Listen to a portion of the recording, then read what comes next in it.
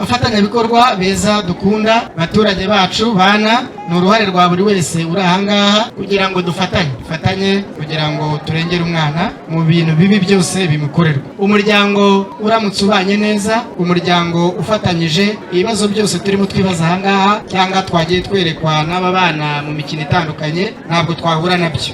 Murumva rero dushimire ubuyobozi bw'akarere ka Karongi, dushimire ababyeyi, dushimire World Vision imbaraga bashyiramo kugira ngo ijwi ry'umwana yumvikane, hakumirwa imirimo ibujijwe no kumusambanya.